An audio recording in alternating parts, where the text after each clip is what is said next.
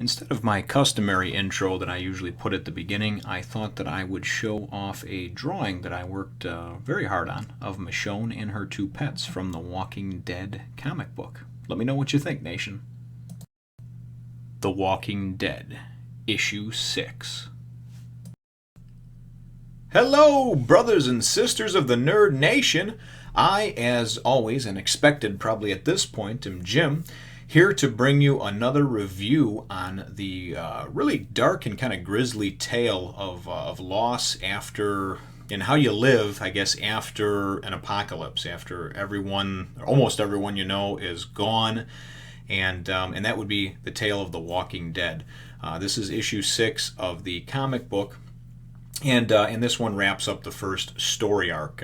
They tend to go in arcs of 6 in this particular book. So the last chapter, chapter 5, for a quick recap, left us with, unfortunately, the camp being attacked at night. Basically, the short and skinny of it here is that Amy, the younger sister of Andrea, was killed in the attack. She was bitten and killed, and then Jim was scratched. Without further ado, we'll pick up chapter 6 over here. This chapter starts out very somber. The mood, of course, is very, very low, and it's getting colder. Everybody is obviously freezing. Camping is no fun, especially when it's approaching winter. Even in the south, it's not warm at night. And everyone is kind of huddled up with blankets over them and what coats they have. And they're paying their respects and having a impromptu, I guess, funeral of sorts for Andrea's younger sister, Amy. Everyone says a few nice words about her and what she meant to them at the camp, and basically the bottom line is she's just a bright, vibrant person that's going to be missed. So it winds up then from that point, after the funeral, Andrea's still sitting there kneeling at the grave, and and Dale goes over to check on her and see if she's okay and tell her if she needs anything to let him know. And then it goes and it flashes back to inside the RV. The camper, Jim, who had been scratched, the night prior, is huddled up under some blankets. Donna is looking in on him and basically is asking him if he's okay, and kind of trying to cheer him up and saying, hey, the infection usually turns people pretty quickly. They're talking about that, and she says maybe you'll be able to fight this off because it was just a scratch, it wasn't a bite, and he doesn't feel too good about it, period. She goes outside and speaks with her husband, and he says, hey, thanks for checking on him. Nobody else would. He won't let any other men talk to him, and all the other women are kind of scared, to see him, for fear that he might turn. And Donna, it's worth noting too, Donna they showed a shot of her. She had her gun in her holster, and was ready to pull that thing out at any time if anything happened while she was in there.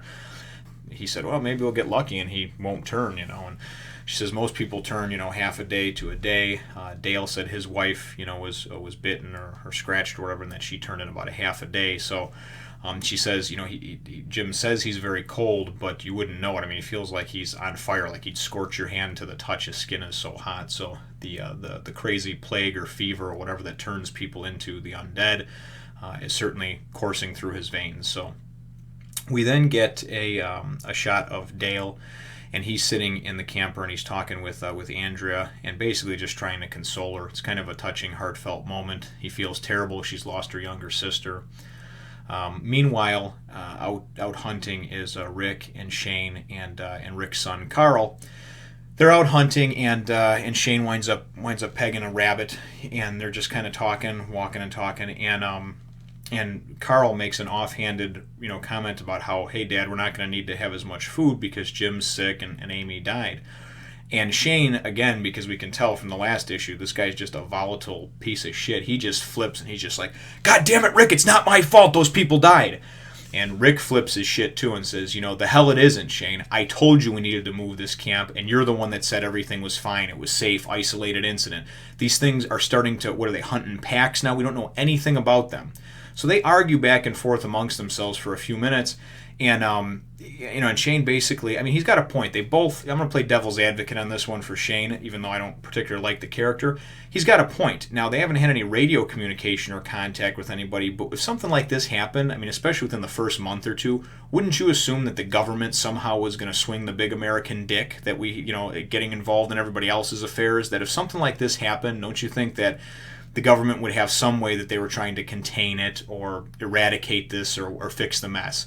So that's kind of where Shane is. He's holding out hope that the government is coming, the army, the whatever kind of armed forces, and that they're going to basically roll right into Atlanta, being one of the largest cities in the U.S., and that them being poised right outside of Atlanta, they'll be able to find them much easier. Whereas otherwise, if they're out in the hills in the country somewhere in a safer, more fortifiable, easily defensible location, they may be months before they even find out what's going on, because it's so dangerous to go out into the world. These things are everywhere. You got to think like 99.9% of the population is infected. That's just my guess, but there's more of them than there are of us.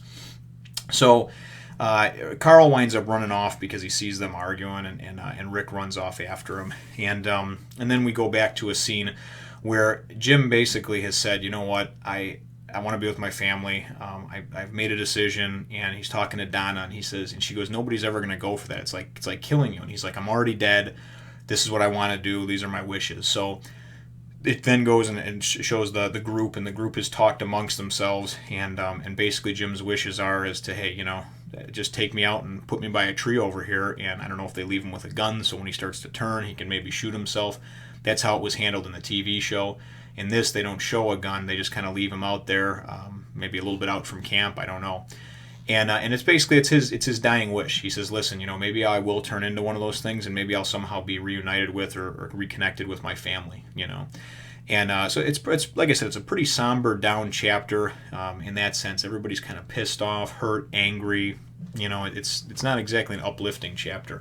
But I don't think we're going to have a ton of those anyway. This is not exactly a the hero wins at the end type of story. So we then go to the next morning, and Rick gets up and stretches and yawns, from his tent. And Shane, says, hey, let me know when you're ready to go hunting. And Rick says, yeah, just in a few minutes. Let me just wake up a little bit. And Carl runs up and says, oh, can I go too? And he says, no, not this time, son. And Shane says, why can't he come with? And Rick says, well, because we need to talk. And then Shane says, well, what about? So Rick goes, you goddamn well know what we got to talk about over here. And he basically wants to finish the conversation, the yelling match they were having from the day before. So Shane, in a typical Shane fashion, somebody who doesn't really think before he acts, just goes and fucking waylays right into Rick and just pop, just smashes him right in the face. Rick's wife Lori gets involved and gets in between them and nails Shane, scratches him or slaps him or whatever, and says, "What the fuck is wrong with you, you idiot?" And there's just a lot of expletives being dropped all over the place. God damn it, this and you motherfucker. And basically it's this type of stuff that's tearing the group apart. Shane pretty much shakes it off and says, fuck it, to hell with you people, that's it, I'm leaving, and he just goes and marches off. And Rick's like, God damn it, Shane, come back here. He still feels responsible for him. It's his buddy. He watched out for his wife and kid for the month he was in the coma. So, he has some allegiance to him, and it's his friend from a long time. Maybe just going a little crazy. I mean, the world has changed, right? So he chases him off into the woods, comes up on him, and Shane wheels on him and pulls a shotgun out on him, right? And aims it right at him, and is just hooting and hollering and yelling about how, God damn it, everything was perfect and this and that, and it's not my fault about those people, and you just think you can come back and all this other stuff. And this is Shane starting to go slightly crazy, okay? He's like, I can't handle this. I thought I could, and Rick's like, whoa, calm down, buddy. Put the gun down type of thing, and he's got this shotgun like 5 feet away from him pointed at his chest, and Shane's like, he's going on and on about, and I thought I could handle this and survive and it'd be okay. The government had come in and fixed things, but it's not happening yet. I can't live like this, And Rick's trying to talk him down, talk him off the ledge, so to speak, but Shane's not having it. And eventually it comes to a head, and Shane's basically, he starts kind of coming out with and everything was perfect before you came back. You went and fucked it up. She would have eventually came around. So now it's finally coming out to Rick, his best friend, that, hey, listen, you were in a coma, and, I set my eyes on your wife and, wanted to be, wanted to be your son's new daddy, right? I don't know. Maybe just seems a little crazy to me, but whatever the case may be, he's that's what he's fixated on. So, and Rick's kind of like, what? What are you talking about? So Shane basically, he's ready to, he's just like, he's pretty much just, what I get from it is that, I'm going to fucking shoot you, Rick, and leave you for dead in the woods over here and just tell everybody it was an accident or a zombie got you because I want to bang your wife. So here's where the soap opera part comes in.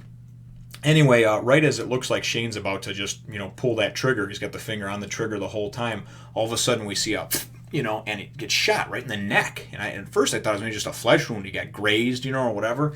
And it turns out it's our little hero Carl, the 7-year-old that saved his mom the night before and shot a zombie in the face. Has now went and popped Shane because he saw that he was about to kill his father, right? And he was, screaming and just the crazy look in his eyes. So the chapter ends shortly after that, but the part that I took from it, because I have kids myself, the touching part, I guess you would say, is Carl went and he, immediately went to his father. Shane wound up dying instantly. At least that's what it looks like. It looks like he took one right to the neck, right to the throat, falls to the ground in a pool of blood.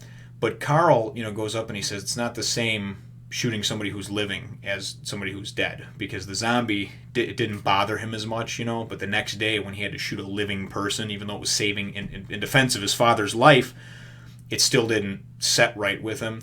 And then Rick tells him, he says it never should, it never should feel right to kill another human being. So this is kind of where we start to see the evolution of Rick. And I don't know about the comic because I haven't read ahead, but I know that in the TV show, one of his big points is we don't kill the living. Unless it's absolutely necessary. We don't kill the living. Let's unite together in a common goal and defend ourselves from the dead, but don't kill each other. So let me know what you guys think in the comments down below. Throw me a like if you think I've earned it, and certainly comment, subscribe if you haven't done so already. And we will catch you in the next one, Nation.